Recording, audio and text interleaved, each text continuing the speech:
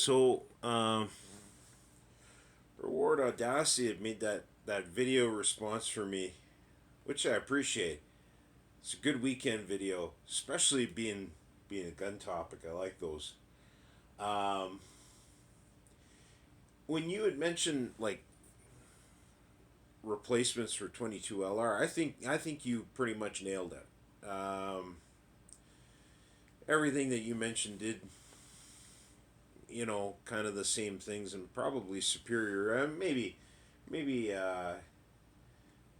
it would be maybe it would tear up small game a little bit more, but that's kind of with anything. Um, you'd mentioned that 17 HMR. I don't like it. I don't know why. You could show me all kinds of ballistics and stuff like that. It just I don't know. It never did it for me. Uh, I don't know. Once the actual bore diameter gets too small, and I just stop. Then I just start losing interest. I don't know. That doesn't make sense, but that's where it's at.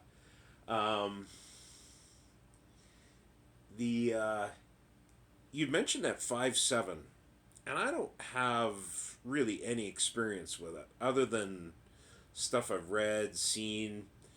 There's actually a guy at work who carries I believe it's a Keltec in 5.7, and he loves that thing. Like he thinks that's the dual pistol round. And he might be right. I don't know. Um, you had also mentioned uh, 30 carbine and why, like, and I don't know.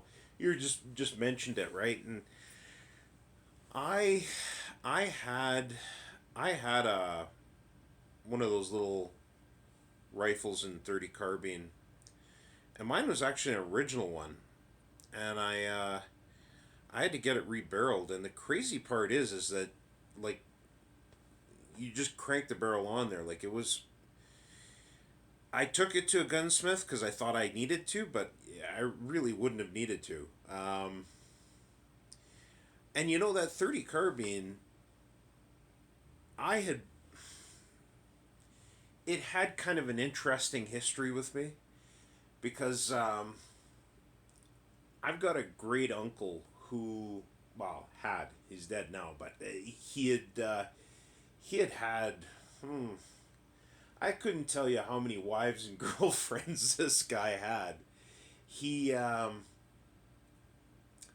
and one of his, I don't think he was married to that one, but it was a real messy breakup, and there was some concern over. She had made some accusations of, like, whatever, that he was roughing her up or threatening her or something. I don't know. So he gave all his guns to me to hold till after the whole thing was over, and he gave me that. I can't remember if it was an M1 or an M2.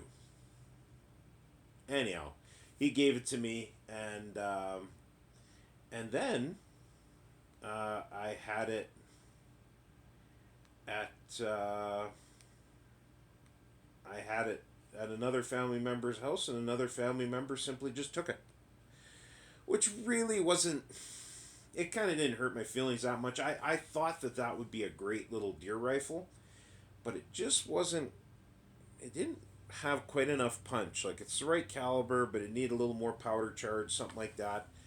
Um, and so it was kind of the answer to a question nobody asked, for me anyway. Um, when it comes to when it comes to, like, 45 ACP carbines, you were absolutely right. I actually, when you were talking in that video, I looked up because I thought the Henry Homesteader, I thought they made that in 45. They don't. It's only in 9 mil. I think the only one in 45, and now I didn't look this up, but I think the only one in 45 is probably the High Point, which people shit on High Point, but I believe, and I've never seen them, but from everything I've read, their carbines work. Um, but then you're restricted to their magazines, so that kind of jams you up there again. But yeah, and you also mentioned 32 ACP. Another round I have no real experience with. However, the whole 32 thing, I have thought on this. And I thought to myself, if I always kind of keep my eyes open, and I think, well, if I found a good deal on either a J frame or one of those Ruger LCRs in like 327 Federal or 32 H&R, that I'd scoop that.